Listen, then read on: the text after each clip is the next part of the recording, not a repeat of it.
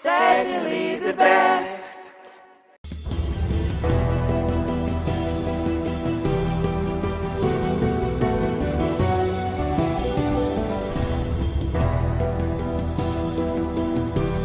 Welcome to another wonderful time on independent television and radio here in Benin City. The program is Hitches and Voices, brought to you by Network for the Advancement of People with Visible Disability, NABVID.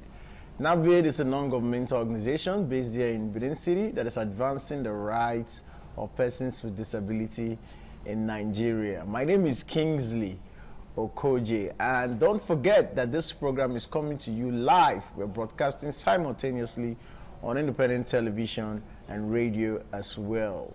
Every day, persons with disability sometimes face the struggle of explaining to people around them that they are human just like every other person, that they have lives, that they have families, that they have businesses, that they just go about doing their thing just like everyone else. So today on this program, our focus will be the reality of everyday life for persons with disability. And we'll be having a conversation with an entrepreneur who is hearing impaired. She will be our guest on this program. Her name is Omoruse, I hope I'm getting Omoruse Irue. She's hearing impaired and she's our guest on the program today. And our sign language interpreter, who's been away for quite some time, well, thank God she's back now. Cynthia Godwin Aya, she's back on the program as our sign language interpreter. She will definitely be doing justice to our deaf community. So I'd like to say a big welcome to Irue for coming on the program today. Welcome to Hitches and Voices. Thank you very much. Okay, I'd like to fire my first question by asking her, how's she doing today and how's today been for her? I'm doing fine. Okay, let her take me through the day-to-day struggle of someone with disability, particularly for her who is hearing impaired. What's her day like as a business person? How does she set up for her day?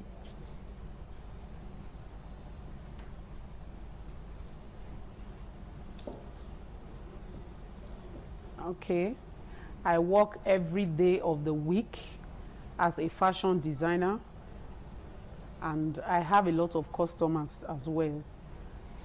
And they come strictly for business, and we are able to interact and carry on with the business. Okay, I want to know what the communication issue will be. Most of our clients or customers, I assume they will not be persons who can understand sign language. So how is she able to communicate with her customer and do her business effectively?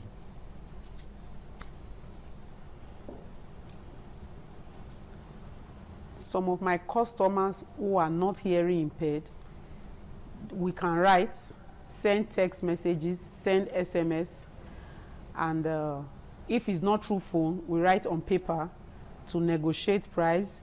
Then the style and design, we can always bring those ones out from pictures, either on phone or on hard copy. It is actually not easy, but we are able to manage to communicate. All right. For me as well as a deaf person, it's also very challenging for me to understand when they try to communicate with me.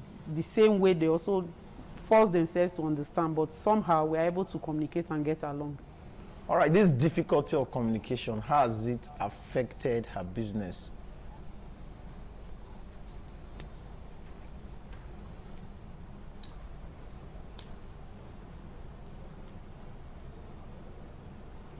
Sometimes it becomes very, very difficult for me to understand, and I keep asking them, please, can you come again? Can you come again? And some of them are really very patient, but some of them, they are not. And my main target is to ensure that my customers are satisfied, so that despite the communication barrier, they will want to come back for more business and to give me more materials to make for them. All right. I would like her to take us through how she learned this skill and how she was able to raise funds to start this business?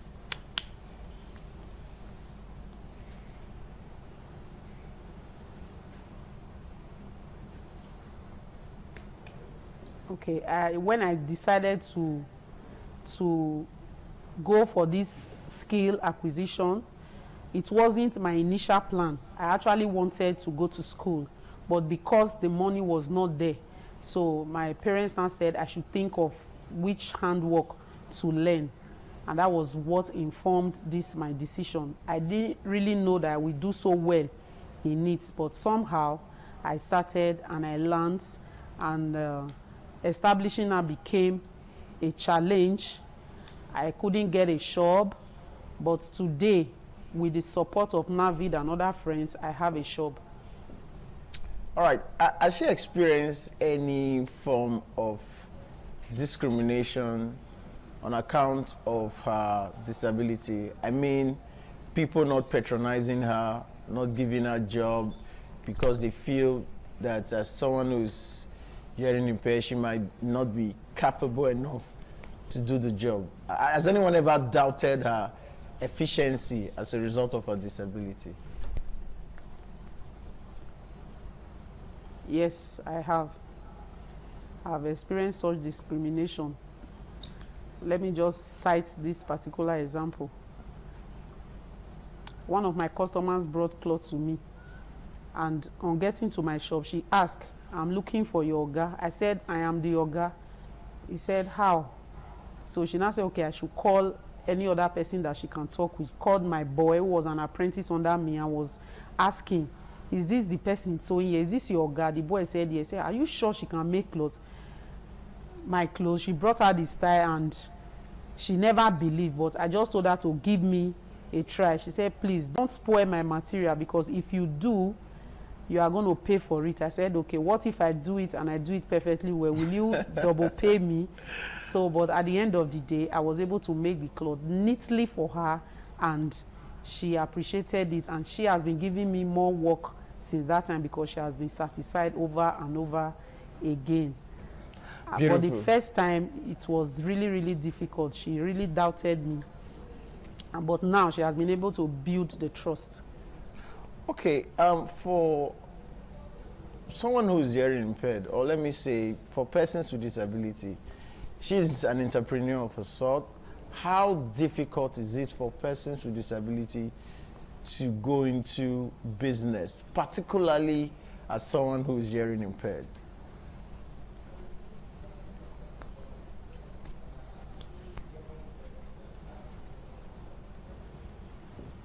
It is very difficult, especially for the deaf persons. It is difficult for them to push through. It's not easy, I must tell you. Most hearing persons feel that they cannot trust a deaf person. And I feel that the major reason is the communication barrier. And they are not ready to be patient to start writing us through messages or using paper and biro. So communication makes it very difficult for deaf persons to go into business. And trust issues too. It's difficult for hearing persons to trust the deaf. So it makes it difficult for them to go into business. And when they go to excel, also becomes a challenge. All right, this question just popped in my head because sometimes people think that people patronize persons with disability who are into business, maybe out of pity, not necessarily because they feel they are competent. How does she demonstrate the fact that, look, you know what, I can do this not because I don't want the job because I'm hearing impaired. I want the job because I have the capacity to deliver.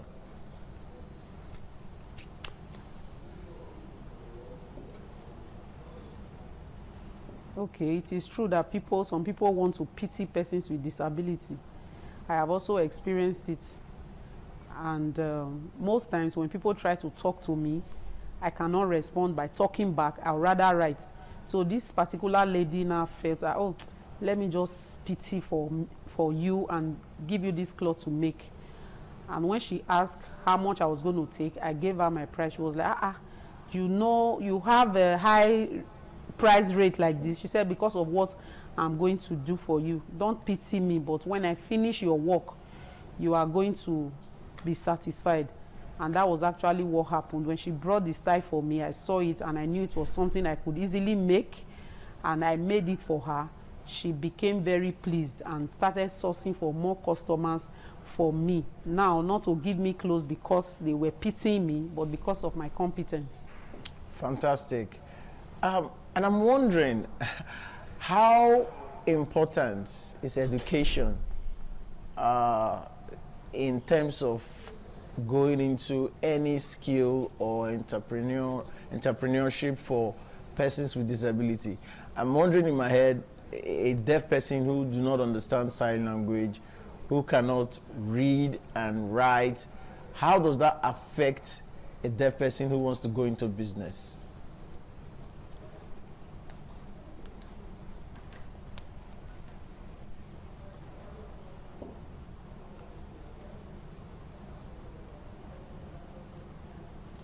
For someone without education, it will be difficult to make progress in business, because at least literacy skill is very important. Yeah.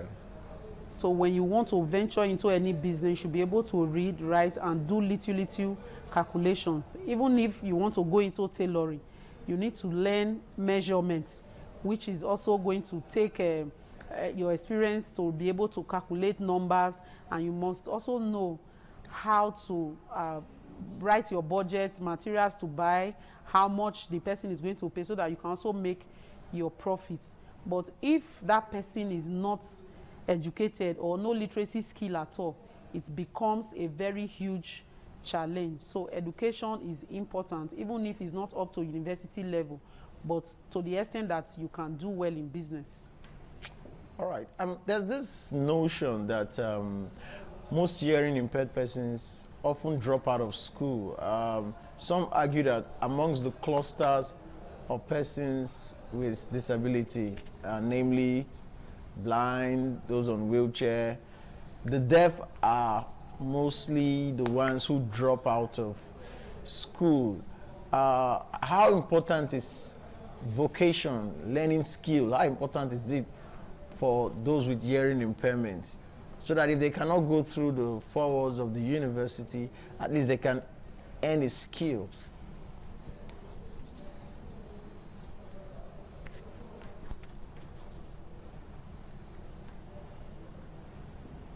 Yes, vocational training is also very important, because some deaf persons, they usually feel lonely among other persons.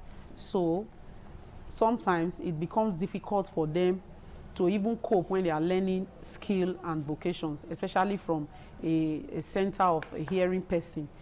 Sometimes even schooling before now, it used to be very boring to them as well. Just that now there is improvement because the special school is not paying attention to them. But if it is an inclusive setting, the deaf will be able to stay put and learn, go to school or learn whatever vocation that they have to learn. I mean, speaking about learning now, I'm thinking, would the learning necessarily be in a center that is purely for deaf persons, or a deaf person can go to any vocational center? You know, just like people without disability will go to any shop or workshop to become an apprentice. Is it the same for a deaf person, or it has to be a special center?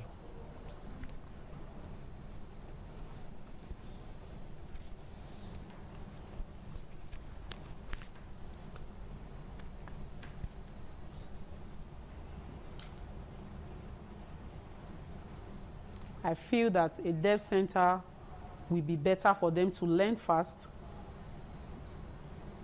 My own experience, speaking from my own experience now, when I learned from a hearing person who was a male, I learned from a male deaf, and within a short period of time, I learned a lot, because communication wasn't so much of a problem for the both of us. We were both deaf. But when I finished, I also wanted to have some experience of female clothes. So after then, I now went to a shop where I was the only deaf person to become an apprentice there. I wasn't comfortable because sometimes, even when they are not talking about me, I feel that they are talking about me. Even when they laugh, only me won't be laughing. So I wasn't comfortable. To even pay attention there to learn was difficult for me. So for me, I will recommend that a deaf-to-deaf training center or an all-inclusive center where there will be no communication gap. The deaf will learn better in such environments. Let's stay with the issue of trust. With the issue of trust now, I've heard this a couple of times for persons with hearing impairment, that trust is an issue with a lot of deaf persons. I would like to know from her, why is it so? Is it just because of the communication? Why do deaf people not trust those who do not share their disability?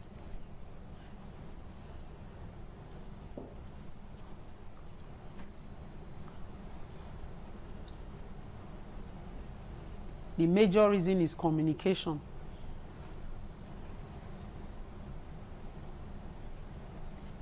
Maybe just a deaf person is in a group and the deaf person is the only deaf person there. Others are talking. Whether they are talking about the deaf person or not, the deaf person would have that notion that they are talking about him or her. So it becomes very difficult for them to trust. So even when you tell them that you are not talking about them, that notion, that mindset is already there. So it will be difficult for them to change it. All right, she made mention of someone coming to a shop and the person insisting to give the work to her apprentice. I mean, does she hire the services of only hearing impaired persons as apprentice, or anyone can come and, you know, enroll in her shop and learn her skill as well?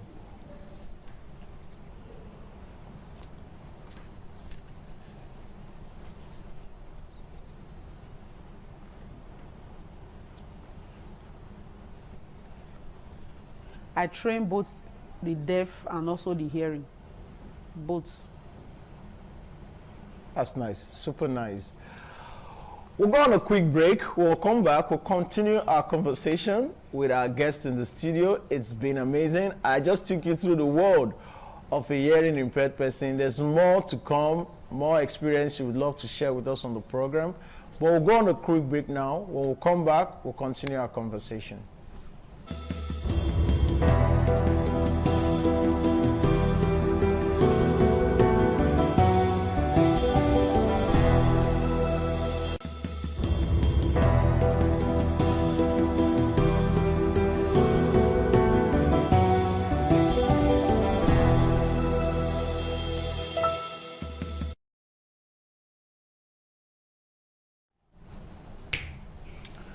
All right, welcome back.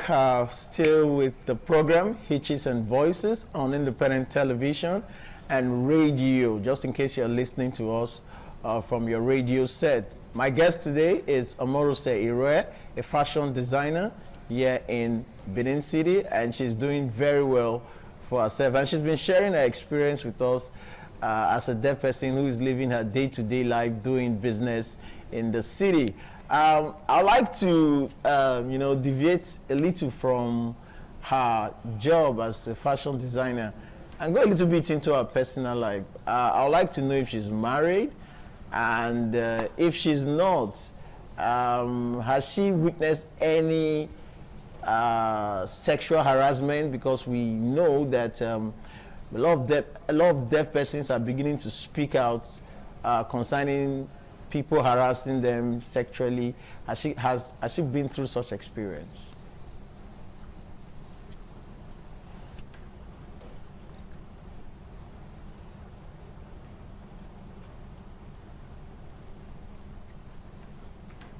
Okay, no, I am not married.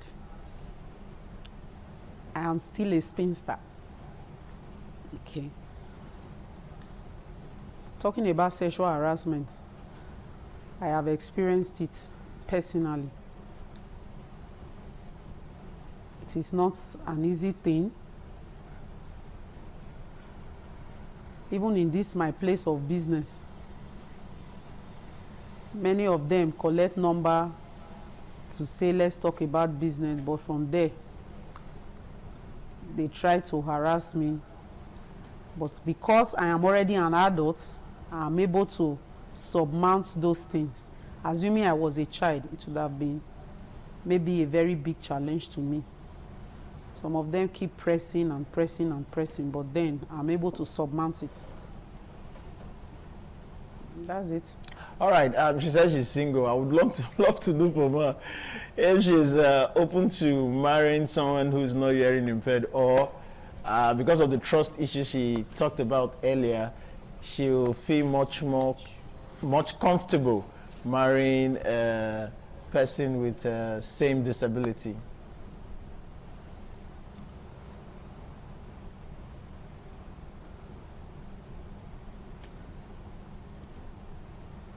Okay, I'm not particularly concerned about whether the person can hear or if the person is deaf.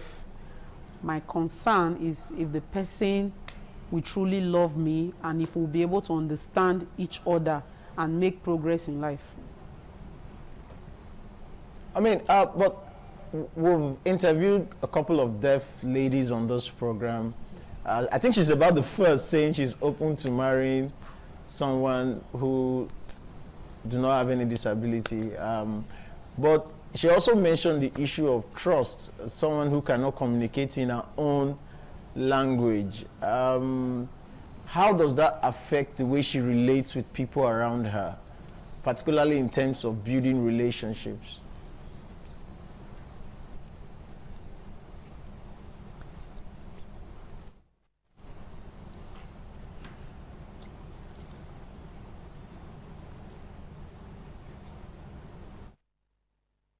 Some of them are interested in having a relationship with me. So because of that, they are patient with me to try to understand when I talk, and also when they talk too, I also force myself to understand. So for me, communication is not only signing. Communication is talking and understanding yourself. I can lip read, I can also write. I have a level of speech too that those who are familiar with me can easily understand. All right, that's good. But what's a message to her fellow deaf person out there, or persons with disability in general, as regards those who are contemplating learning a skill, one skill or the other? Maybe some of them think it's not possible, or how would they get started up to start the business? What's a message to them?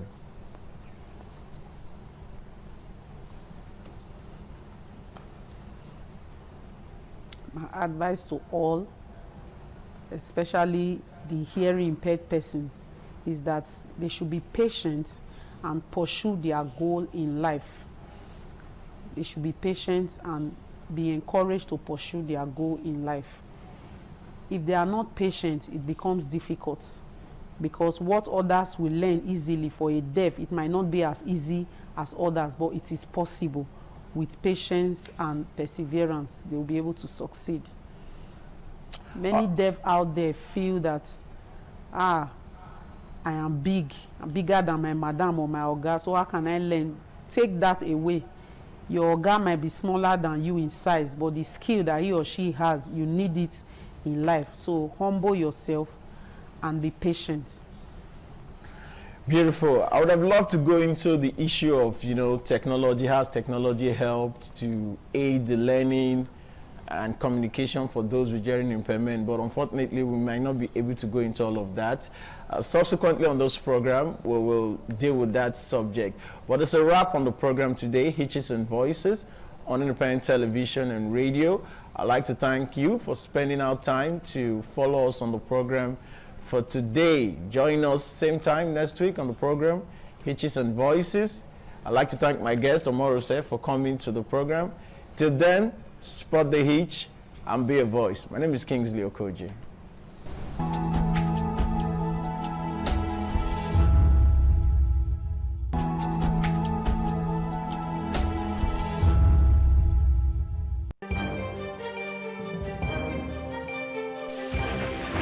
This is ITV. Certainly the best. ITV, certainly the best.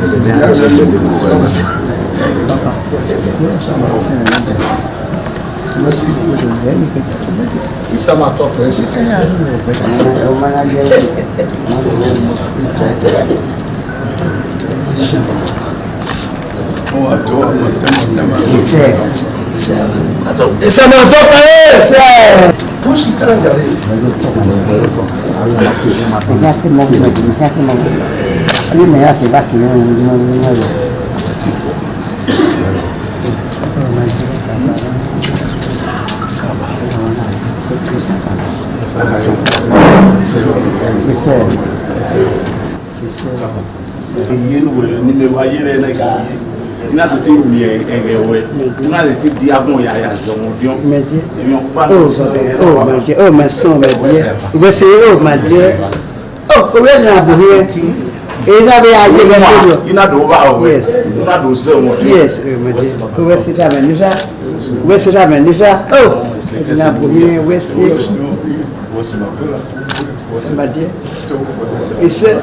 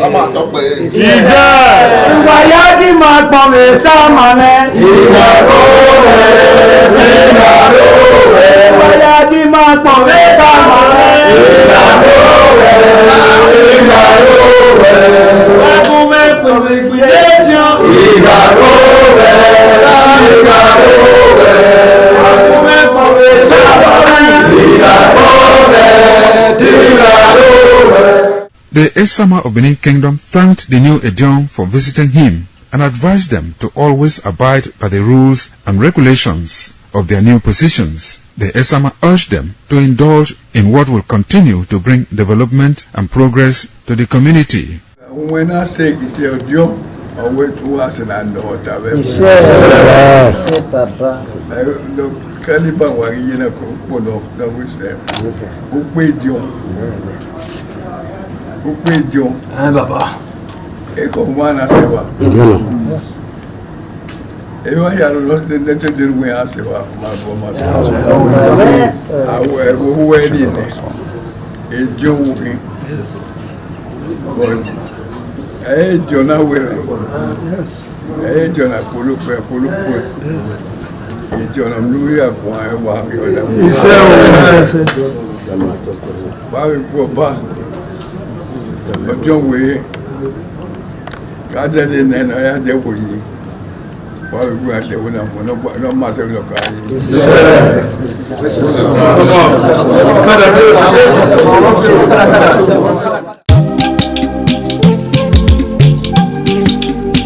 ITV.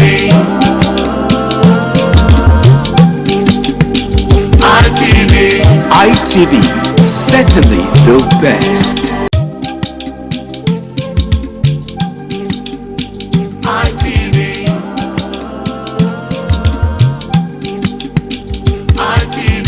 ITV best. ITV, certainly the best.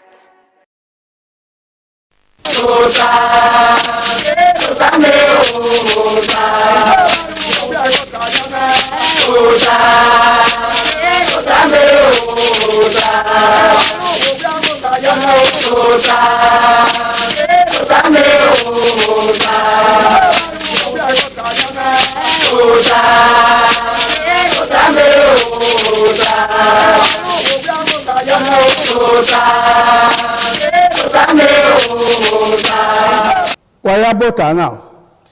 Ugi bota we say niwa. Eye na ya fere bahabe uza no gbera. Magwa ka ehun. Mana terun wa dole bo na yi. Solobo no gla owo. Ma ya fe na nirun. Na ma la o da o. Owo wa ri ma. Owo ewo. Idun ni ma ye. Ewo ni ma na nirun. Eni ma nirun ge. No salobo la no ge ase ni ma ya fe. Ọba àtọpẹ ṣe níwọn ẹdẹ náà na mara ma agwa kan ihe wo ihe bi ha kinewo wo kine owa ni maye ihe so ba na gihe mu maria iru ni manano ya na ogbo egwa ye be na de na ore wa go teme Victor Bizugbe ẹdẹ náà wà dẹ náà wùzọ mu wàhálà bí tó tọ àfikà pàtó wà ní wàá gbẹ ọkọ tó ní wàá dàn hẹ ẹrin màá gbọn ahùn dáná tẹrẹ mọ. Wẹ́rẹ́ àwọn ẹ̀rọ ló yá àárẹ̀ mi ló yá lòdẹ́ ọba àtọ́pẹ́ yìí. Iṣẹ́ ọ̀rẹ́ wa ọ̀tẹ̀ pásítọ̀ ọ̀hún lámúrè.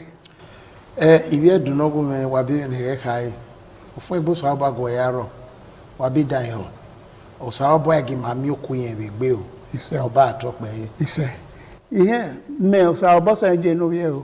N'ọ̀rí ẹ̀dọ̀ba yọ̀kọ́ àwọn ẹ̀dọ̀ ya fẹ́ ẹ̀ náà bẹ̀ ọ̀ká ẹ̀gbọ́n ilẹ̀ ya fẹ́ mẹ̀rẹ̀ gòtú wà yà. Sabanola no mokuye rene edo ya fe oba atope etanega ihe ibinoki imae oni ebote course ema na tieno bioma na tienewo na guve na tamo ya tienyo beluwe na enwo we ni uwe no ya tienyo ihe ni oriani ihe dole mi yi so pa we ke ni na dole mi yi oda wo emu he yi mi no ma ye yo boka o ha jo ma ri ra o ha jo wa mu o dole yi won ere Kakabo ke ni na dole mi yi ni we ya ri e we ni no nya mo na ri won ihe ni ogbo wa ni ni wa atawe Victor Bizugbe ihe o ye no manora na tie yewo nora ihe na tie yewo ugbe nwane ne ban na we ihe agbada no mo neva no o ga gbe obo na o gbe obo no pa so pa ihe no mo ye gbe vio ihe keke be bo opa yan ti aju fi kian ebi ga sonoma uti hen yo waru da egu ti hen ye mi no ya pris no me ya ye mewe emi ni obo mo abehe ero emi na ogwe ukaka boy bodai ihe o wa nwe na obun ma mewe ewo no ma he emi na ye no de omo na dagme do won no roto temi na ati hen yo ogwa mana he ona ye no uligi aro to tonu na ati hen yo ewo na ayeke ihe awe muladian we e won na we na ewo na ga hie na ga hiusi na ga temu ni giro to to ason ya ro avan ya ro do bi amase ti awe amu yo ma be obo ati hen yo e ba ni hen na so agbo ma dole mi iyi so pon ọ̀wọ́n náà wẹ́ náà gíyẹn agìvíọ́ èmi ni wẹ́rù ní àbẹ́bí ìkùnúrú wẹ̀rẹ̀rẹ̀ owó òrè náà òsì ẹgbòrò wa àyàmú ihe rẹ̀ òkè kí òhọ́ ẹ̀ẹ́mà ihe ní àárẹ̀ ọlọ́gọ́ ọwọ́ àárọ̀ omi òyì ní ayé tẹ̀mtẹ̀m ní àwúlò pọ̀pọ̀ ní ní ihe náà tiẹ̀ ní ehi yàrá ọ̀rọ̀ náà yàrá náà yà kò kíyàn ní ọ̀gbìn yàn ní. ọ̀sẹ̀ ọba àtọ́pẹ́. Iṣẹ́ Màyébù wẹ̀dì. Ó tẹ́wẹ́ pásọ̀. Ìhẹ́ mẹ́ẹ̀wẹ́ zẹ́bẹ̀ ọ̀hún sàlóbọ̀á. Èmi ló mú wẹ̀ yá gbọ́n ni ìhẹ́ nọ nàtẹ̀ Bible. Ìhẹ́ náà sọ ẹ̀rọ gbèsòní àárẹ̀ court àìfi ògùn dàdí àbẹ̀ ọ̀wẹ̀ ìbábọ̀ wà fẹ́ ọ̀hún yẹn fẹ́ bàbá yà gé ọ̀gbẹ̀sọ. Múdà èdìgún ọ̀pá wúwẹ̀ Bible. Ìhẹ́ náà rẹ̀ Bible ẹ̀yẹ́ nọ ọ̀tẹ̀ dɔmɔnɔ wa tɔ kpɛ ɛdono kpɛ wo ŋun ta kɛ magba kana nu da yi mana o yɛ ke bɛ ɔriaki na miɛ iriaki na miɛ bi iye kɛ o xɔ na tiɛ repercussion n'oye ɔlɔwɔ ma n'ole lo kɔhiã nu da wa nyi se.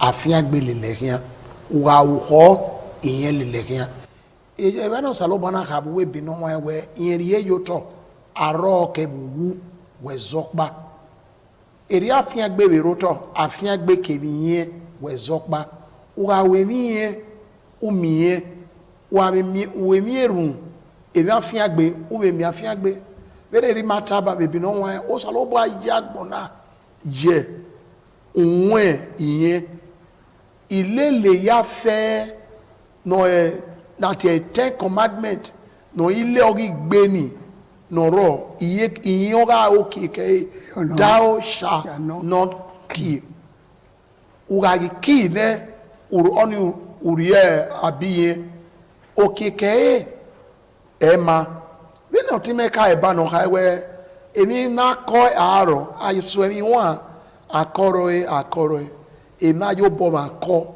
aro wa kini ete egbo ma ode no do zori egbo ma wa le lu obo ni oyiwe na ge benu tai ba ge no tolo ma gbe na te irepe wa fi gbogbo una fi ri eso o mana kan ya tun mu won irepe orewa o be bon me nyawe obo na ebe tolo we be duburo bo yege mi sunu da we o sika muene eriye mi iyeki o eze po ye ne gbe fi we ken we bon we tolo ano we ya tolo nu ya ewu egbe ya ne inwinare ne egbe ya tolo wa ne o wa ni ye ma eveil e ameve la ko wa we ye ga so agripa so be na igepe ya ba e ya gon samayo egbe ne eriye mi iyeki wega wene ni ozetigari eniyan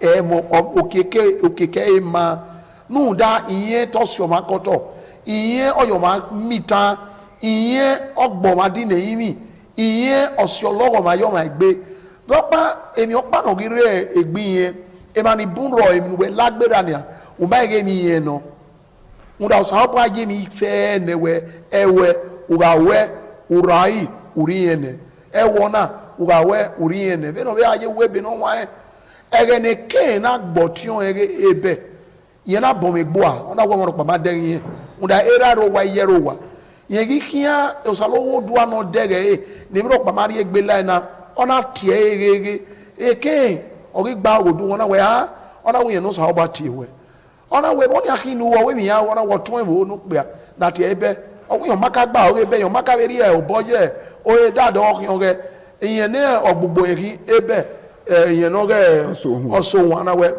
yàwọ̀ ẹ̀ka bí lọ́dọ̀ pa ọ̀nàwẹ̀ wáwẹ̀ ẹ̀wọ̀ máa mẹ́rin nìyẹn wẹ̀ ọ̀nàwọ̀ mma ìyẹn wẹ̀ nìyẹn ká máa náwẹ̀ ìyẹn ènú bàbá ìyẹn dènú àdùzà ọ̀nàwẹ̀ ẹ̀sàgìọ̀ tún ẹ̀ nùtọ̀ mìíràn ọ̀víẹ̀ bùnyẹn rà dẹ́nẹ̀ ọ̀nàwẹ̀ gìyẹn tá màá wọn náwẹ̀ ebe wà kíyàn ọ̀nàwẹ̀ ǹda ebe àkpòrú ẹ̀dínlọ́wọ́ ọ̀nàwẹ̀ ìyẹn rọ̀ ẹ̀dá gbọ̀n rẹ̀ nọrịrị mi ọkịa afilu gbegbo ya ọwa uwe la ma wa ma be la wo wa usa me no ma nwo ma be nwa me no ko bo were ona ti ra di ne aba we gbe mi ade ke to afie de na na unda ori yen ne usa no go do atin ne wa gbo ma u ya ri azigo u gbe emu fua u gbe emu fi eze o we ga o ga ma mi no dere we iye ni de o ga logo ma ni emi ese ezo oba atokpe ise anyway what da matala wani gbama wadan matana wano gbera gbiye wadan matana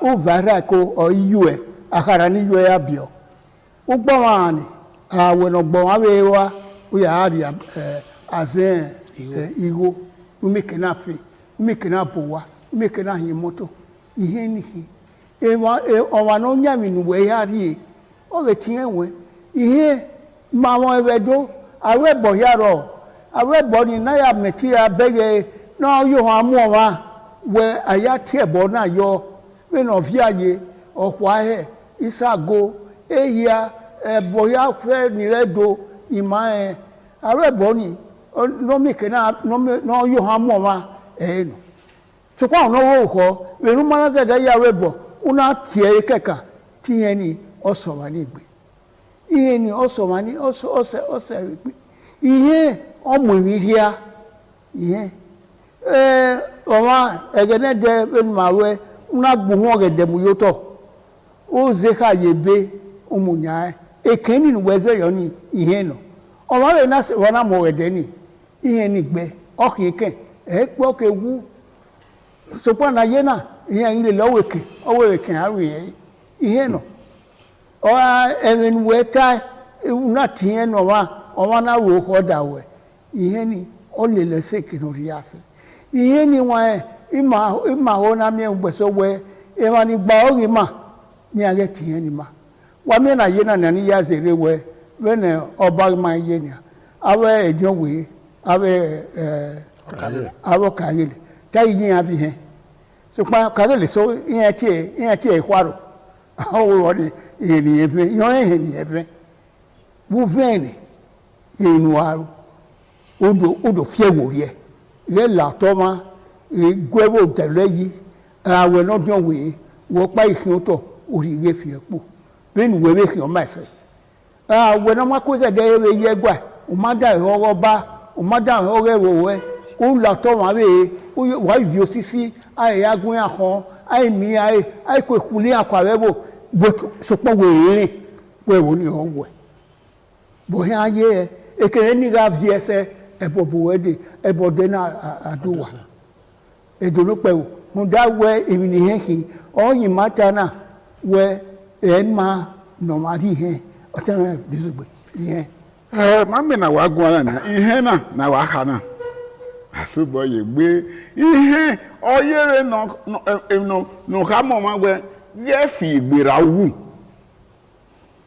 nebute SSS o da we yi nu we hu da e ma so wa re wo e o wi atuba gbebo mu eyele we ni ra ri to ya atubero ma mu ogba ori wa o ga kian so pon be ni amana ra we ya amana du o yi hu da we etigu we ara mewe ya ma we ropo na gbin abere o we na ba ya ogi asin de mi he ya sin ka ni gbin yen ya ti he mara gele we wi na ni mario ya yi na o ya ti he yo mami ihe ona do mu eyo we negi o ma we eri gbera ekenu pe ise o to na we 50 by 100 we wo pa wa ọmọ be roruwa uya mu 100 by 100 or 150 uya mu no nya nu we fi obo yi ni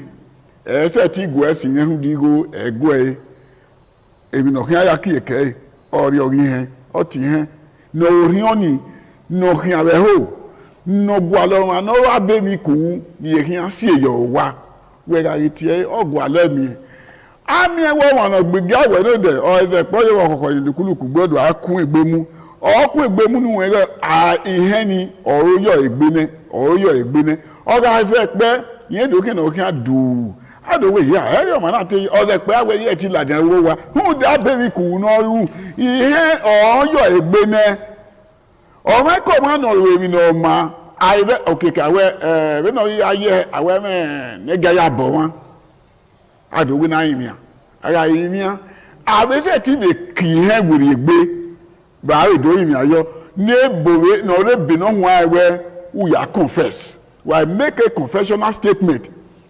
ya mi eko masalobua osabo yabo we eri obeye o ma no wewe ni ihe na oyo wa ni la egbe ne ona do mi ekwe ona kieguri egbebo awe se ha o we fo egbere hu do ni o ke ni ma yo bo wo we ya le ni he ma ke ni ma da yegbegbe hu da e na yegbevio igba no e legbe wi o ma ko wa no ga we sarieti ni o ma wonu ya ri awo o wonu ya dolewo yi etinari enu we na ya dolewo yi ihe wa esike edugboru weye aga owo mo na wa bebi ku una fi aito una ari ya webo ewe iropa so pa o ma ni na fi gbogbo yi dode ra o na samo ogo ba meze awe ho keke we yin ogwe iguma ogbe keke ihe kan na egbe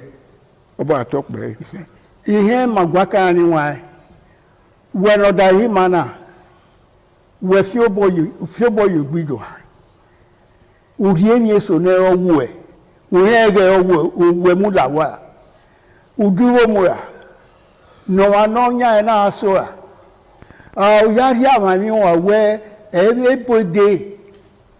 ebode uda ihe ofian utome ona te so mi piye a gboso won wo owo kigbesi ya gboso no imanibu yan wa pa ma ka we yan gbele yan o but ni bu wo yan fi obo yido o yan we no ma keke eduna iye emi emi he e na mi we ni wa egenede ka sunu yovia sunu yokwa eba sunu ye bonibu ti ya muwe na mi we omo ma ro ho wa gele ya ti ani yemi omo no we mi ni iye na fe wo waro lo ima ne do ma ri oko aya bi yen oni emani we me a wera me ya o bi yen gbeso owo ko na owo fi owo yo ha owo ye ma fi owo yo ha we do bi yen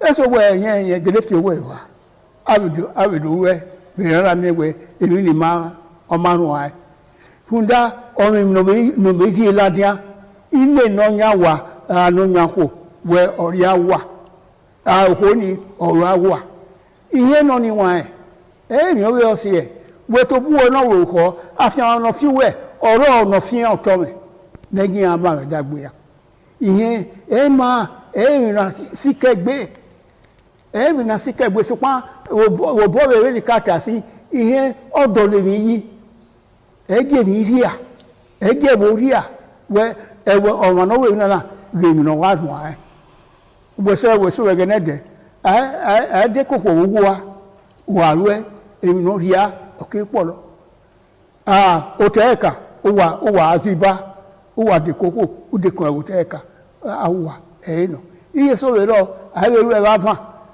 o mi no si e ni dade wo we rio na ma me e mama ni o mi no si e na mi we iyan ilu e ilele na te lo uhi awa ihe e lohi thou shall not kill thou shall not steal yera ye gbodo yi o Bible ni retala ni wa ihe no udadu hi ne dado elele bewo ke na lele court ke na lele wowa ke na lele awerima ke na ege baba o emi nu na ema una we wọ́n ní ugbe na agbeyo oro so pon ihe ugu emi ame ihe inuma o so bo no mi mafa no mi emo ni ma bi afa wo te awa kini o tan paso domo onana e bone no wa iwe do wa mi na ya na de sino kan me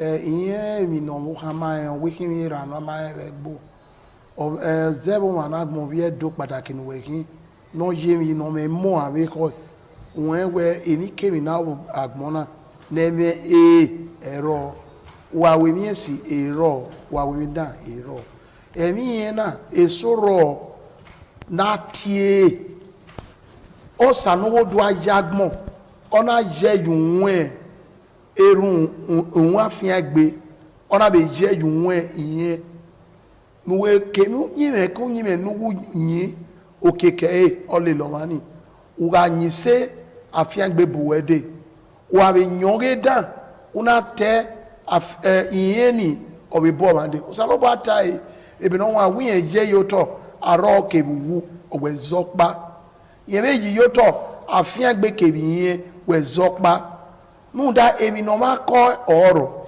iye soro na tie no ma wawe esoro na ya bo agbon to agbon oro ugawe uyegbe vio eso yiye ya bo ebo beneri mata eba aimogo wegbo aiwogo beze aiwogo gaba bi yeso iye no eme soro na mego akwon awona ya gwa luto ara iwe na weto we mi ye ugbeso ko fi owe yuwa awe owe mi ye ibi ehun mi a odo ehun mi nda oleba ene odo wo yawe mi agwa na ni iye olawa ni ado awon mi wewewe ama iweri omo wa de fi dokuma emi wa sunu emi yon lawa atae yo to ni aya rile owani aya rile eboni aya rile won tagbon meno saloba rile won tagbon na orile sonya unye ugawu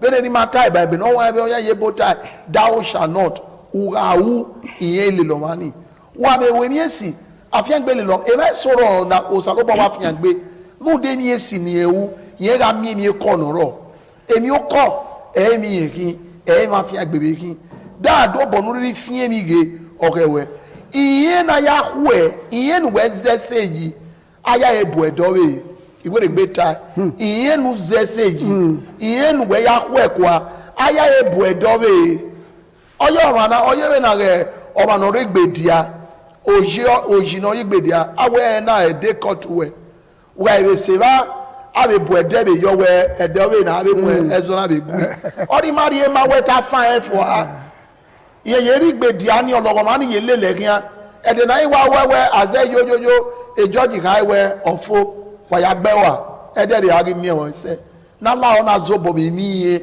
nunda okeke oho e ma wese anyway na zobo bi koko ko ma edoro pe wa mi eni ni buro ni he si yebo ologo wa ni he si yebo obo sense o ke ma zobo wo na mi we ihe osaba no eje mu eworia awano rebo uyinaji ya se gbabe abe politician ni se boyo oteso gebo iya ori we ni he se eminu we inu awuna won le lo je nu na tala won mu we iye ke aya re ma we nu wa re ma o sabaroju wa ya ma supa ai we lo de mata o ligi no rona emi e orusin na ye na ni mana wala gbogbo le mana uwa mi ni ami ode not odo awa ari owebe awa fi si afio la e moni re owebe ni die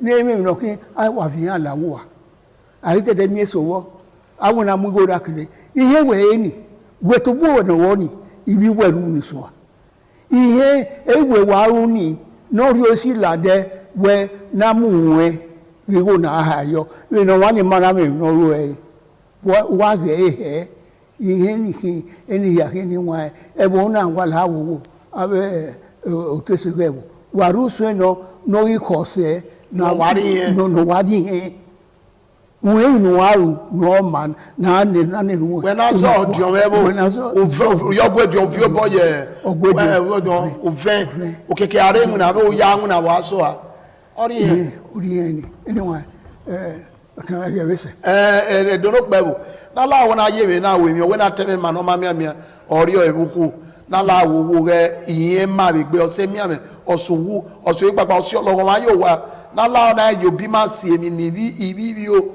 ha dori oja ebo keke oba atope ise atame ihe mi no ma ye gbe de gbe owe unu na ya ti he ye unu na ya ti mi ame ete enu na ti yari wa hu do ni ikepa na yin yopa yin ku wa gi ma le ni he hu da were igbon re bo ki le gbe wi o no re gbe mi ni ne o ga we o ga ko kieke o se ti yari e be de na akwe afi were no ro gari yopa egwa de ma gbe igetoku itwe wahia ni be na me ho na itwe awe eboni re ikabeto itwe ma ni be igosa o atokpe me anyone me twe aboya fe keniri ye kovia keniri yo kori on wo de ke ya fe o saro ba wo no mu here no dade bo ya fe oba atokpe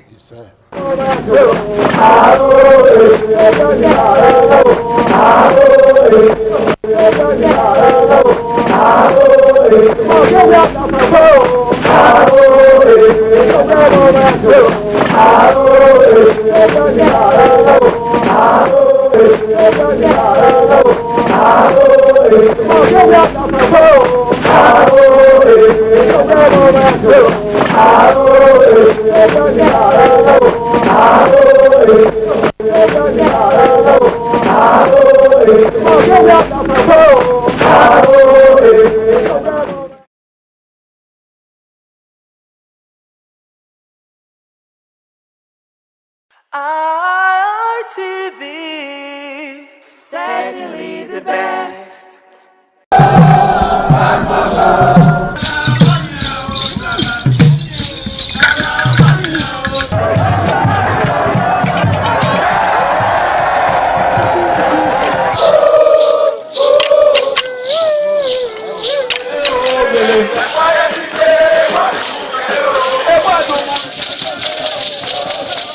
This is Aqua Game, a popular game in Africa played by our ancestors to entertain themselves after each day of farming.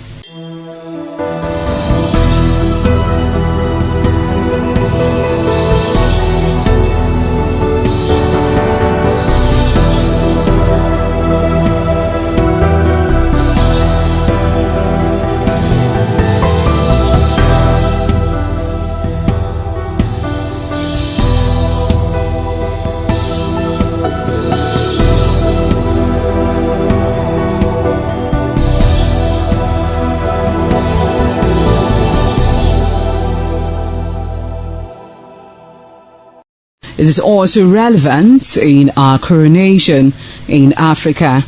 It is a sport and indeed very interesting, as every seed had a role in the game.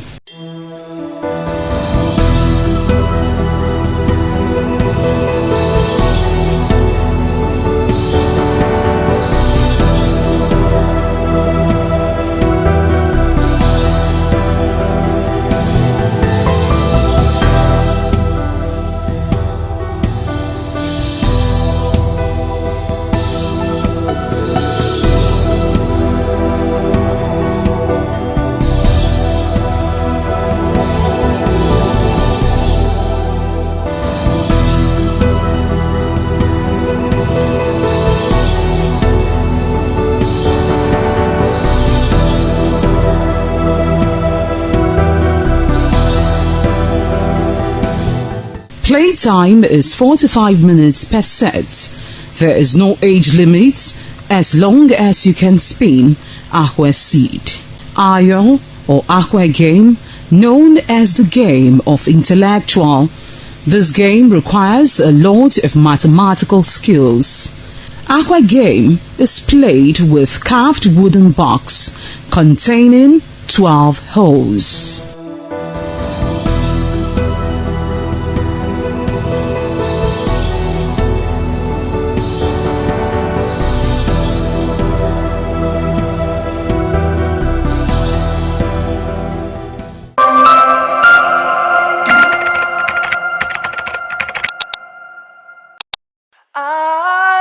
ITV, certainly the best.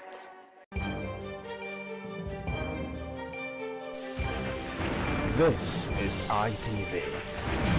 Certainly the best. Any nation that's serious about achieving meaningful development must take its entrepreneurial potentials very seriously.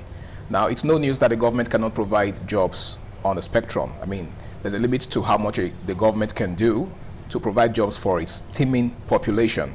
Now, that is exactly where entrepreneurship comes in. There are lots and lots of persons out there who are gifted with the ability to create, to do business, and of course, contribute their quota to national development. And that's exactly why it's important for the government to make deliberate efforts, to work with individuals, and of course organizations, to ensure that entrepreneurship is taken very seriously. My name is Harry Aigboje, and this is how I'd like to say welcome on board Flipside on Independent Television, reaching you live from the city of Benin. Now, today we're discussing a very important conversation, something that is very pressing, if you ask me. It's something that has to do with entrepreneurship, the role of entrepreneurship in national development. Now, I'm not alone today. I've got two amazing gentlemen with me, and together we're going to be dissecting today's topic. Now, to my far left is someone who happens to be an entrepreneur, and of course, he is someone who's passionate about crafts. He makes things. He makes, a lot of amazing things for the comfort of you and I. He goes by the name of Matthew Ehiorubo. Welcome on board, sir. Good afternoon, Mr. Harry. Ambassador Matthew Ehiorubo. I greet you specially. You're welcome on board. It's good to have you on the show. Thank you. And of course, seated next to him is someone who happens to be his apprentice and a student as well. He is an entrepreneur, and he's someone who is into craftsmanship. He goes by the name of Henry Menewe. Did I get that right? Yes, Menewe. Menewe. Yes. Pardon me, man. Thank you very much.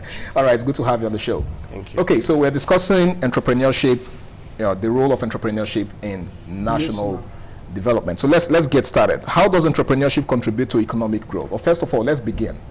What is entrepreneurship to you? Entrepreneurship, by definition from different school of thought, I've been able to give meaning to the word entrepreneurship as ability to pool resources together to create value, to meet an end meet. All right.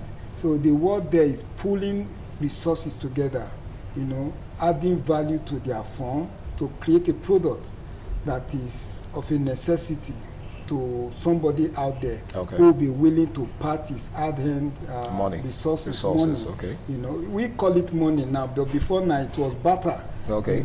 A means of exchange. You give what you have to get what you want. To get what you want. Okay. Before money was introduced as a standard means of exchange. So that is what it is. The key word there is pooling resources together. And in economics, we define it as factors of production. We have them in four categories: the land, the capital, the labor, and the entrepreneur itself. Okay. It's a factor. So the entrepreneur himself is the organizer who pulls these other resources together, to add value to raw material. Because when God created man, even before creating man, he has planted a garden, to take care of the man. And he gave man, in fact, entrepreneurship is the first and, the earliest vocation God gave man. He said, dress and keep the garden. You understand? So we have the responsibility to dress and keep our environment. How do you dress it? Add value to it. Add value to those raw material you have. Then you create a product, for national development. But before national development, it must be to satisfy the local market, because it is out of the abundance you have, you give. Okay. We are having issue with electricity. I know we're going to touch that later. We supply some West African nations, but yet we don't have much of this electricity to consume. Other nations we are supplying are celebrating maybe sometime a day, 1 week, 1 month of no electricity interruption. But we at home, we are not having a lot of it. So before we talk about national development of the attribute entrepreneurship have to give, we must be able to satisfy our local needs, and that is what entrepreneurship does, from self-sustenance, self-reliant, to national development. Okay, so it begins with self-sustenance. Self-sustenance. All right, so Henry, you are a student and, should I say, an apprentice as well. So what would you say your experience with entrepreneurship and craftsmanship has been like so far? Oh, thank you so much for the opportunity, and it has been great for me, and working on that has been eye-opening, because one thing I've learned about entrepreneurship is, first of all, you have an idea. Idea comes in, and you don't just go with that idea. You have to get the skill. So when you say an idea, you mean an idea to create? Yes, can be an idea of any sort. Maybe probably yes, to create something, to do something, or maybe already an existing idea, but you have to get the skill. Can be maybe an hard-end skill, or maybe something that you just need to know about, like knowledgeable skill, or a digital skill.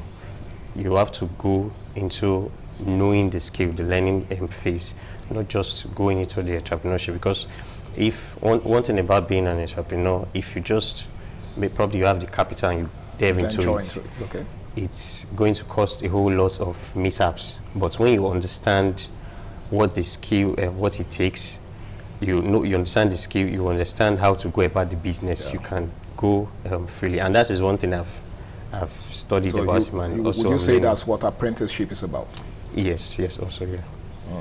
Okay, so you must first get an idea, and then learn the ropes as to how to put that idea to life. All right, I'd like to ask you this, Ambassador, Ambassador Matthew.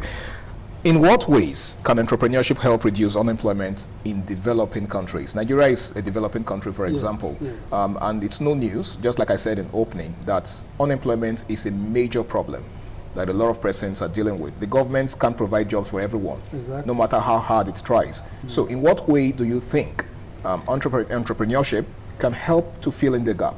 Yes, in fact, that is the core value of entrepreneurship, the real essence. Even if the government is out there, maybe through the civil service, want to employ, it's an act of entrepreneurship to engage someone, because you must go through the process of tutelage, you know, the schooling, from what my brother said, you know, from the idea you have, you must understand the nitty-gritty, you know, the ambience in which that particular skill you're talking about now, the idea you want to explore, will be able to play, whether in a digital world or in a real-life scenario.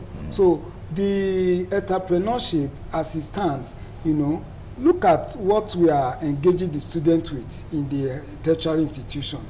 You know, thousands of them are turned out every year, you understand? And even the private sector, you know, cannot absorb all of these graduates together with what the public sector have to offer. So there must be the room for self-sustenance, like I said, and to create, you know, that idea, develop that idea which you learn during the school.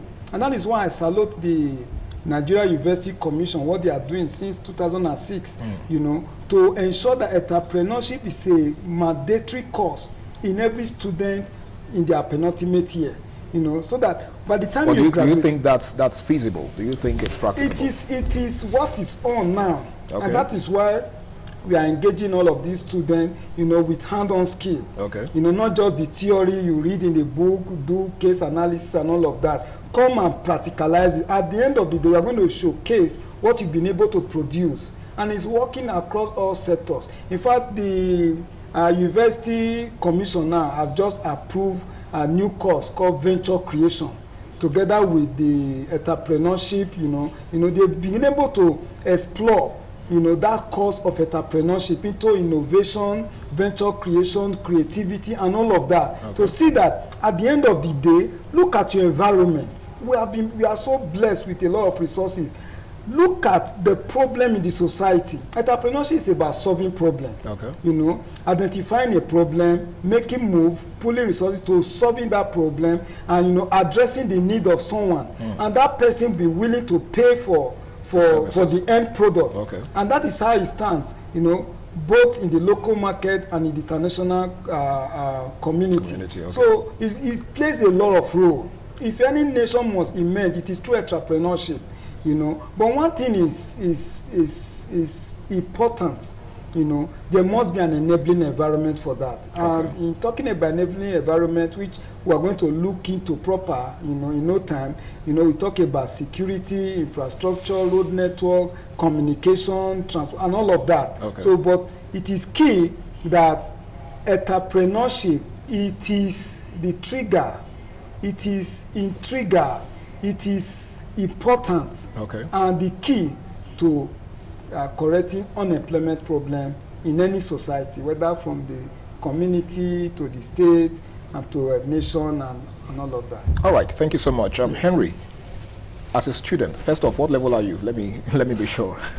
Let's know if you are up to your finals yet. I'm not. I'm actually a graduate. Oh, you're a graduate. I'm a student in entrepreneurship. Interesting. So you are done with the university system. Yes. So you are just going through the entrepreneurship. Okay, that's a good one.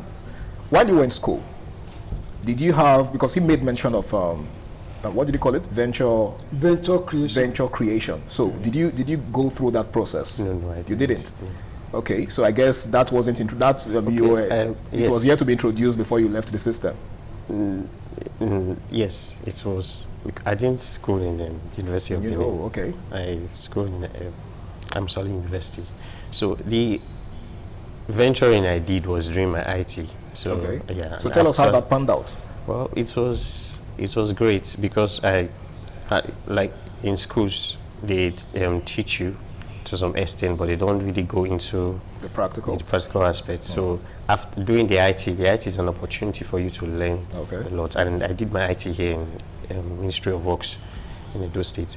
And even after the IT, during my holidays, I still go to learn. I studied industrial and production engineering. What did you say you studied? Industrial and production engineering. Okay. So which is based on engineering aspects when it has to do with production of raw materials, and that was based on engineering aspects. But currently, after graduation, and I was interested in another craft, so which is the one I'm currently doing. And like I said, it's all about having an idea, then after having the idea, you go for the skill, which I'm currently doing. So that is the important aspect of entrepreneurship is meeting a value. So whatever idea one has, it has to be able to produce value and also meet the needs of people. Because a lot of times where people dive into entrepreneurship, they might not be focusing on people's need. So entrepreneurship, in as much as it's to what if it's aimed at meeting your own personal need? Isn't it still entrepreneurship? Yes, it's still an entrepreneurship, but it will not be commercialized. It will not be broad. It will just be yes, like a hobby. So not reaching the kind of standards or the people that you so until it begins to solve problems. Yes, people's problems. Yes, which is very, very important, because entrepreneurship is value driven. It's not individualistic. Yes, individualistic, because it helps a nation. It helps the economy. So like Nigeria as a third world country that we have here now, we have so many resources that we've not really tapped into. Even as much as we've tapped into it, we've not really owned it so much as to put our resources into it to produce more and also export. So it's something that we ought to look into, and especially for a young person like me and other young people. Entrepreneurship is very, very important for us. There's so much opportunities out there when it comes to entrepreneurship, and especially for the fact that we are in a digital world, which is the fast generation, fast world. So there's nothing impossible when it comes to the area of entrepreneurship when it has to do with this digital space. Okay, so the Gen Zs are on the rise, I guess so. Now, there seems to be a proliferation, Deacon Matthew, of small and medium scale enterprises in Nigeria. So how do you think this will impact national development? You see, there must be variety. They say variety is a species of life, or it's something how they put it. You know, we must exploit different sectors. You understand? We cannot be a monopolistic driven economy. Like we've been known for exporting crude oil. You know, we are one of the countries in the world that exports their resources as crude as from nature. It's natural. We must add value to it. Thank God for Dangote the last time, who was able to bring a refinery, a world-class refinery, you know, to our country.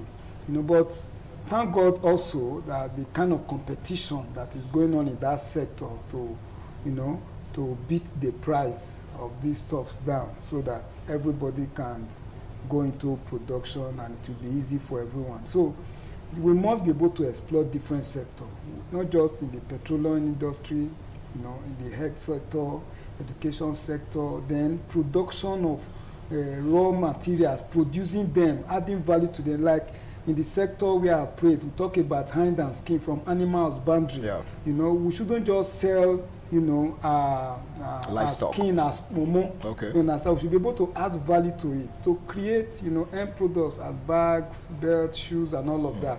So that is how it is. Beyond the leather, we talked about this textile, talk about the steel industry, fabrication, talk about, you know, even in communication, the digital world. So we must put all of these things together, both the hard and soft skill, you know, for us to be able to emerge. The proliferation is good, you know, and the government, like I said earlier, should create an enabling environment for us to be able to explore all of these resources. If we do well in adding value to our raw materials, you know, Nigeria is derogatory that by now we are still tagged as third world countries. You know? Okay. We were together developing with China, India, you know, Shanghai. Many of these countries has emerged. Look at Dubai the other time, you know, country found on desert. They've been able to, you know, redefine and, you know, spell out their territorial space. What is wrong with us? I believe big of our problem is highly politicized. It has to do with politics. So government should be sincere, creating enabling. So you mean to say that it's not like we do not have the capacity to achieve it? We have the human capacity, we have the natural endowment, every of the things we have it. So it's just the willpower, the political will, you know, of our leaders to do the needful.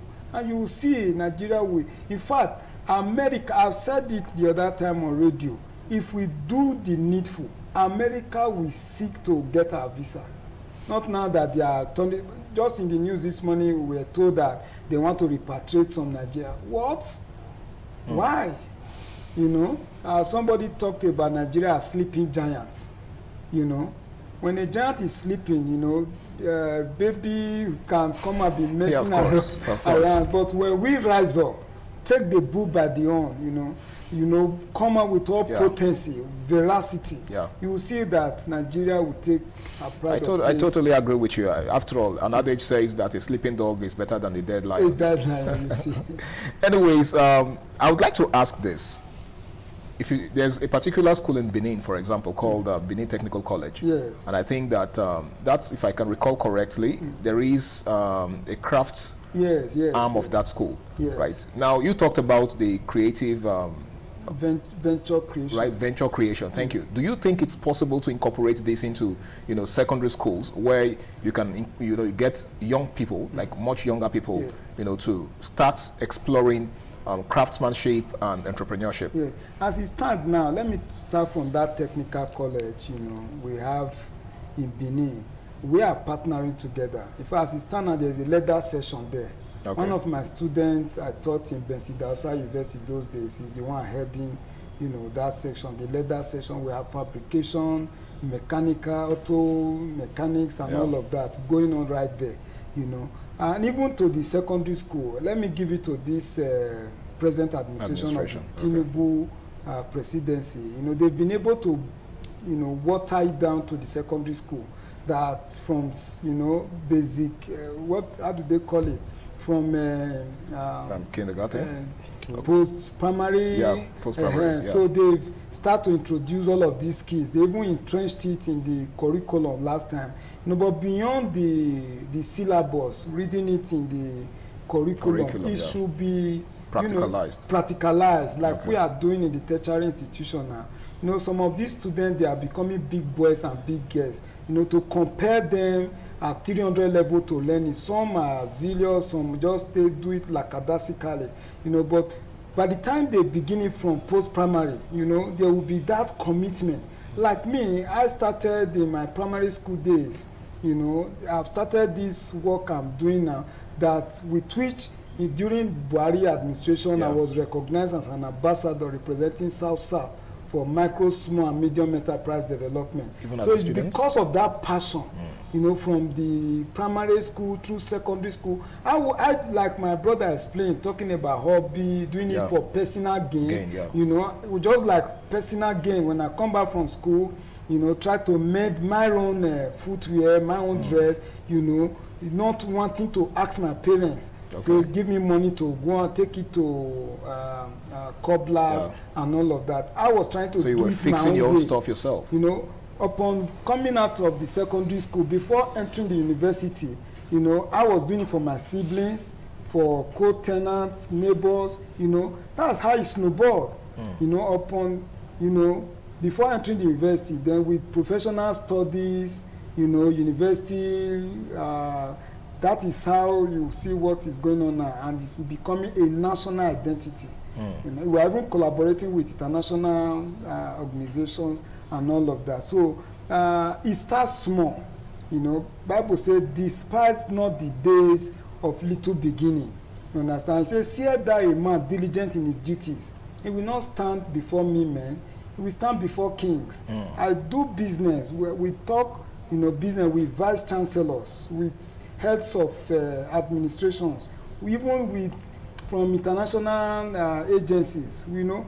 But it started small. You know, look at that business you are doing. You may be doing bean cake, which is known as akara. But with consistency, you will see that you will do it for presidency. Even photography, you understand? Is it not somebody that is taking shots in National Assembly? Even this barbing, you see, is somebody that barbs presidency, is it not? Of course. So whatever you do, despise not the days of little bit. And that is how entrepreneurship starts. It snowballs, you know, with consistency. You know, that is how it is. All right, so thank you. The preparation is good for us. All right, thank you. Thank you so much, Deacon Matthew. I would like to ask you this, Henry. In what ways does entrepreneurship promote, you know, international competitiveness, like global competitiveness? Now, we all know, we're very much aware that on the nationals or on the international stage, there are lots of countries trying so hard to outdo one another. Right? There's a very high level of competition. Every country is trying to, you know, stay on top of their game, especially in terms of innovativeness, creativity, technology, and all of that. So in what ways do you think entrepreneurship can help to enhance Nigeria's level of competitiveness on the global stage? Okay. First of all, it has to do with creativity. What he talked about, there was something mentioned about when you asked how, if they are taking this entrepreneurship through schools, from that very young age, when children are taught these things, you know, when you have a child's brain is very quick to adapt and very creative. So when children are brought up at that very age to an adult stage, it's opened their minds to much more creative aspects. So creativity is very, very important. Then innovation. So if, like say, we have something that's, say for example, a phone, for example, now, there are other creative ways to make it better than it already was. If you check from how it was from years down to this, we were using normal phones, then now we're using Android. So it's more like an evolution. Yes. So it's all has to do with creativity and innovation. Yes, the competitiveness will always be there, but a country, okay, other countries, they foster the creative aspect of their entrepreneurs. Which is what Nigeria needs to do. Foster the creative aspect of entrepreneurs, the ideas that we have. Then also put resources into it, create good infrastructure, give entrepreneurs what they need. That is the only way they will be able to be in competition with other nations and even be above them. All right. Thank you so much. Thank you very much, Henry. It's still Flipside on Independent Television. It's time for another break. The program continues afterwards. Please stay tuned. ITV.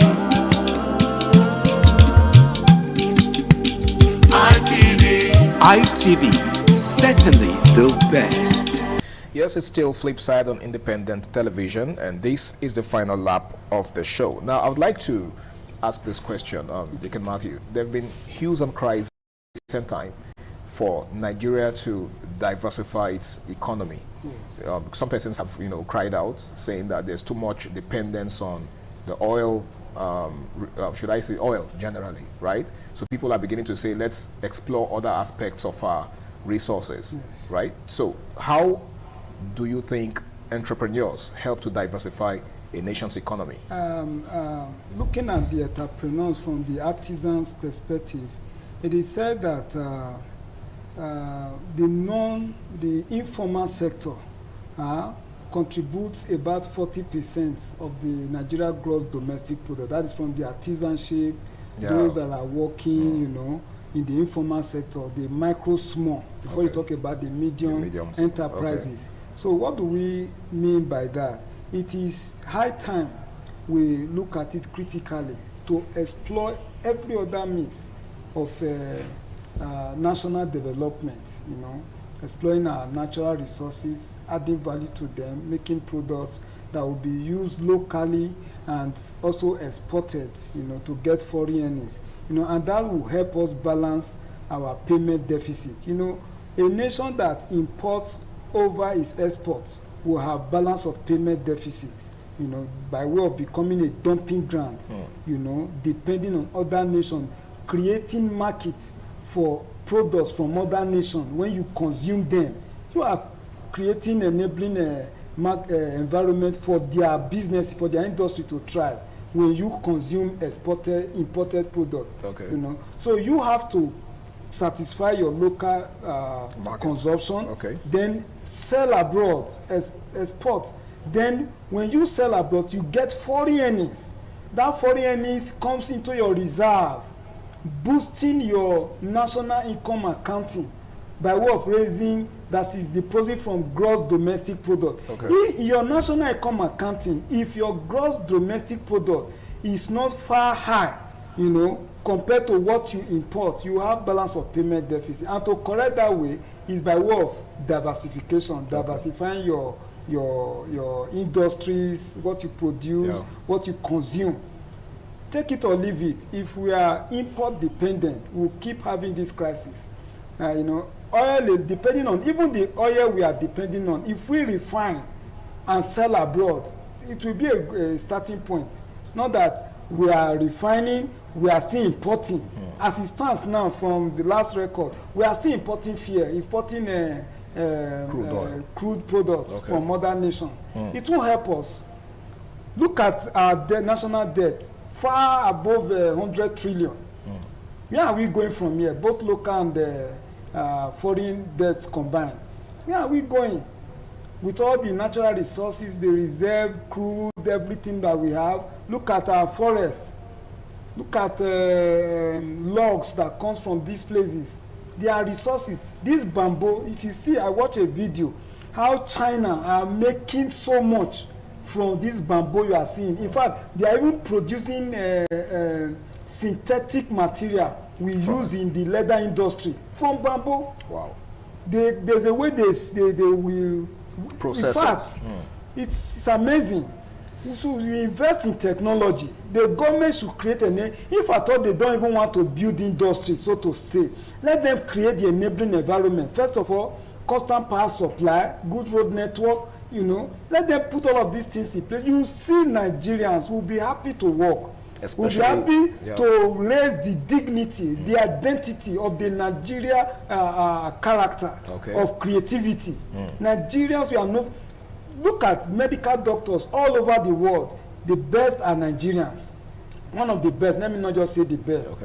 You have every right to say the best. You understand? As a Nigerian that you are. The engineers, the scientists. Out of every 10 or so, they said, but a good number, they are Nigerians all over the world making exploit. But when we come back home, there is insecurity problem, there is no power supply, there is no good road network. These are frustrating. You understand? If I go elsewhere now and make all of this exploit, they will say, that guy is a Nigerian. The other time, the former president of all doctors in the whole world is a Nigerian. The Director General of World Trade Organization is a Nigerian. Look at, even in medicine, You understand? So let government create one thing is so painful to me. One political party will come and go. The Nigeria identity remains. Yeah. One political party will come and go. The value of our currency remains. One political party will come and go. Our debt profile is not in any way better off. So are you indirectly calling for the depoliticization? We should water down the politics that is surrounding our administration. All right. If my person must be there. Your person that is not a technocrat in that area, you are pushing him there. The medicine he or she read, so to speak, you know, maybe through blocking, got the certificate, he will go and put injection in somebody's car. What do you expect? All right. So let the people that are skilled in that aspect, give them the enabling environment. Okay. My core value is in entrepreneurship, you know, creativity, you know, then engaging young ones, giving them reason to get it right. It's not all about Yahoo, it's not all about hookup, you know, give them the reason for value creation. And they will earn better than doing Yahoo. They will earn better than doing hookup. Okay. I tell you the truth. I know how I started and the position I am now. In fact, a Yahoo person cannot have the veracity, the vigor with which I talk sometimes. Somebody who is doing hookup, you know, wasting it, doing drugs. You cannot stand and defend your identity. Okay. So we must get the diversification we need. If at all government you don't want to invest, build the industry, give us security, give us good power supply. Look at solar now, it's coming into play, you understand? But it's expensive for many people to come back. Government can also subsidize. If the BDC or PSCN, they are not forthcoming, government subsidize, we getting solar. Okay. They can do it. To make it affordable for everyone. You understand? It's not just to increase allocation going to the states or going to local government. It's not enough. All right. There must be proper monitoring. Create an enabling environment for artisanship. You will see what we are going to make of Nigeria. If in 2 years, look at what is happening in some West African nations, just in the space of 3 years. Look at foreign diplomats, they are seeking to go there. I don't want to mention name here. Give us 3 years. If we get it right, America will seek to come here. All right. Thank you so much. Thank you so much, Deacon Matthew. I saw you nodding in agreement to what he said. Henry, you have anything to add to that? Not really. Okay. One of the most important things is creating awareness. And one thing he said also is the having politics in the all these areas. That is what is causing this issue in every aspect. Normally we're supposed to, Nigeria has diversified into some areas, but because of the politics that are in those areas, we have not grown so much. So it's an issue. If we have to follow it properly the way it's supposed to be done, we would have gone far beyond where we are. Yes. So, all right, thank you so much. Now, you will agree with me that a lot of young people, you particularly, are passionate about entrepreneurship and craftsmanship, but there are lots of your peers who are not really interested in any of this. Some of them, he made mention of people young people who indulge in all sorts of vices, you know, Yahoo boys, you know, hookupians and the rest of them. But what do you think can be done, you know, to, should I say, stir up their interest in entrepreneurship and craftsmanship? It's to show them the value in it and also to create awareness. So in creating awareness, they need to know that there's a word that says the youth, they are the leaders of tomorrow. Yeah. So if we used to believe that the youth are the leaders of tomorrow. We're not leaders of tomorrow, leaders of we are the leaders of today. Okay, interesting. So that's just the same, but we are the leaders of today. Okay. If we don't focus on what we have as a nation, the nation is not going to move forward. Imagine as a young person, everybody is focused on fraudulent activities and things that does not add to nation building. The nation will keep going backward and things will keep falling behind, and everybody will be looking up to other nations for so many things instead of not realizing that we have so much here to offer so Okay. much resources. So it's putting our ideas and our resources into what we have through awareness, through giving value to showing it starts from the leaders. Okay. Showing our youth that yes, there is so much we have here, and this is you also find that there are lots of youths that have ideas, they know what to do, but just because of the kind of environment that we find, yes, Okay. see that they are Limited. ideas, they are not nurtured, they are limited, and they go and do something else that they're not supposed to do. So it's about creating awareness, and also one thing that is important also is access to funds. Yes, access to funds, because it's You say funds now, yes, capital? Yes, capital. Access to funds, then good infrastructure. And all of these are the responsibility of the government. Yes. To a large extent. All right, thank you so much, Henry. It's still Flipside on Independent Television. We shall be going on a final break. The program continues after the break. Stay tuned. ITV. ITV. ITV. Certainly the best. Yes, it's great to have you back. This right here is the final lap of Flipside on Independent Television for today. Now, this question is pretty important if you ask me, because it has to do with people in the rural areas, okay? So there are lots of people in the rural areas who are really not so enlightened. They really don't know much about entrepreneurship. How do you think entrepreneurship will help reduce poverty in that area? Yes, we talk about community-driven initiative. Like I heard about the representative, talking about empowerment through the CNG and all of that. And like my brother also said, the awareness, like some rural area don't have electricity or the means to which to hear what is happening through the electronic media and all of that. Okay. Then you take this sensitization down to those communities. But in what ways do you do that? Do you organize programs? Do yes, you organize seminars? Programs Okay. sponsored by government officials. Like local government officials or state? Local government officials. They are the closest To the arm people. of government Okay, to the grassroots. people. So they should be able to carry, like every local government chairman should have no business staying in GRA, you live around your community. You let them know, feel the presence of government around you. Their You locality. understand? You should be able to bring electrification projects, if not tying of roads, grade the road, that is for accessibility, then ensure that, in fact, do you even know that those serene environment that is close to nature is even healthy to man than living in air-conditioned house, air-conditioned vehicle, in fact, the street you walk, you want to even put air condition. But by the time you live in a cozy environment, close to nature, garden, you'll be better for it. But it must be furnished with, infrastructures, to keep life on, in those communities. And the local government chairman, the councillors, they should be able to bring the government closer to the people by way of community-driven empowerment.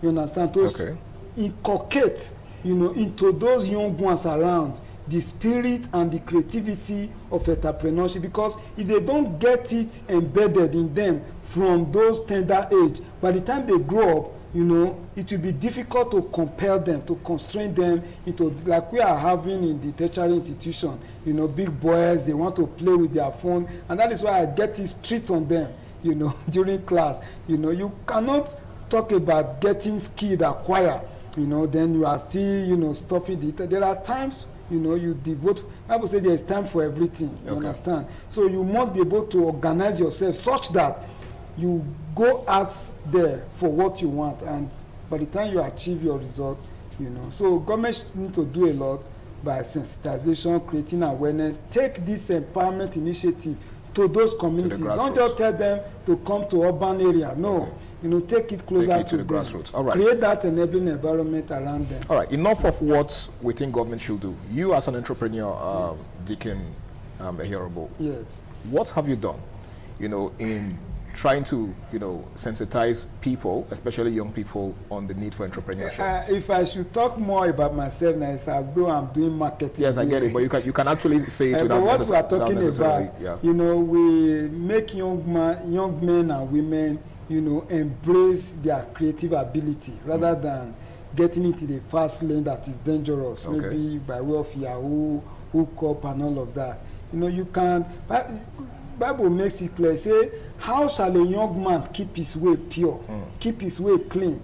He said, the word have I hid in my heart, and I may not sin against it. So by the time you hear more of what will keep you creative, because he said the fear of the Lord is the beginning of wisdom. When we talk about wisdom, how much do you fear God?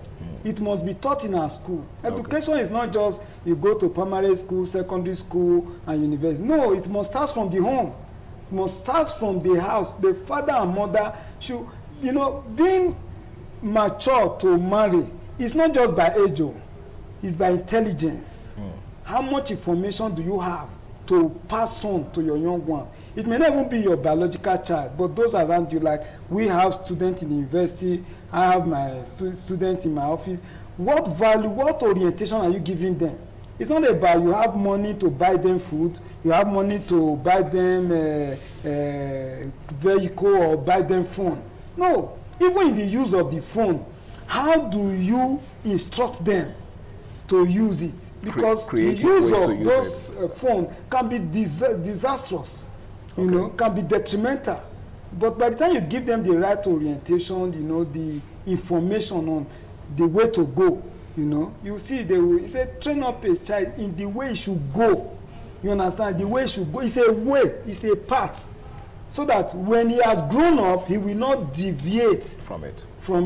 All right, so is that what you say you've been doing so far? By the grace of God. All right. I should not praise myself here. It's okay. Henry, what's your advice for young people who are really not so enthusiastic about entrepreneurship? Some of them are just so optimistic about getting a job after school. You are done with school now. Maybe you should start by telling us what you are doing for yourself, beyond waiting for the government to provide you a job. And what do you think young people out there who are still waiting for government to provide them with 9-to-5 jobs should do as regards entrepreneurship? Okay. For me, I'm not really an advocate of for 9-to-5 jobs. The government to do something for you. Yeah, because times without number, the governments have proven that, but they are still good. Okay. So for a young person, what I would say is, we all have something. God has placed something in us, so we should not limit ourselves to bring it forth. So it's one thing I believe in is to know what God wants you to do, what God wants for you, rather than just doing what you think is best. So knowing what God wants for you so that you can do it excellently the way He wants it. So, and you find out that you'll be guided in doing the right thing and not swaying to do the wrong thing. So for a young person, knowledge is very important. So if it's because of the limited knowledge, that is why each and every student, somebody studying, that the first thing they think of, once I'm done with school, I'll get a job and all that. And at the end of the day, they finish from school and nothing happens. 1 year, 2 years, you're still seeking for a job. When they have knowledge of what they are capable of doing, they understand the creativity of the mind, how they can make innovations. So what's your word of advice to them now? They should seek knowledge and seek the right knowledge. That is one of the most important. So not all knowledge is good knowledge. Yes, not all knowledge is good. All right, seek the right knowledge. And to add to that, is getting good mentors. Those you look up to. Just like you are to him.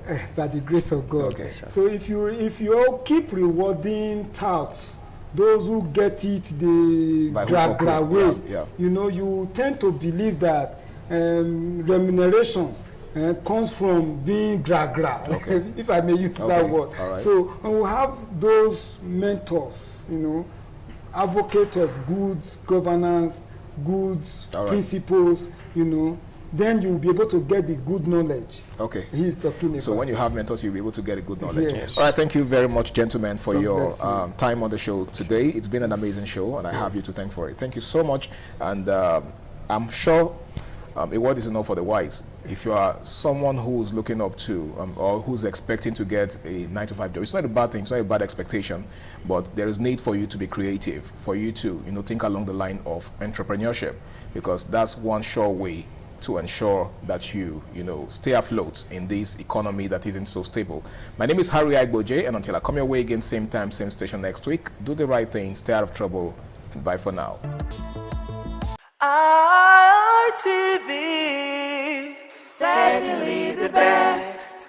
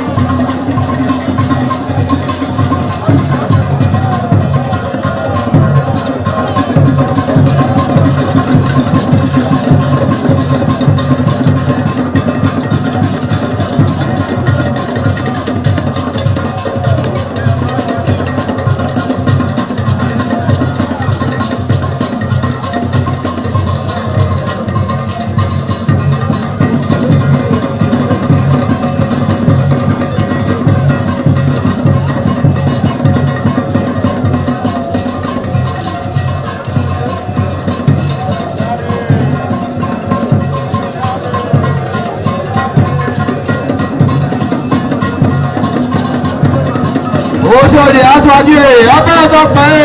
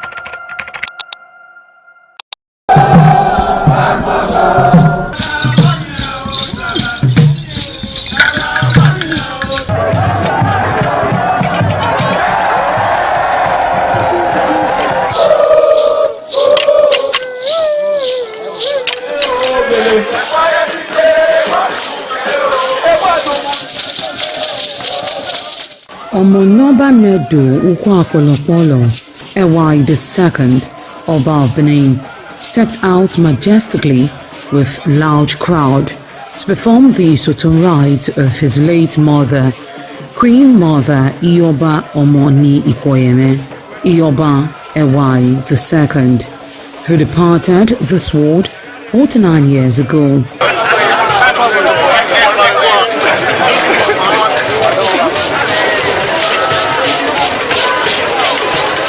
Isoton is a traditional rite of the procession in memory of the departed person's spirit in Benin Kingdom.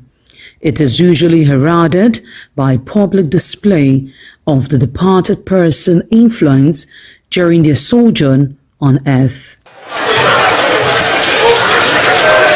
The display of a human effigy symbolizing the departed royal matriarch was preceded by the Oba of Benin, who led the procession from his palace to the Immortal Shrine at King Square in Benin City, where he offered prayers for the repose of the soul of the Queen Mother, Ioba Ewai II.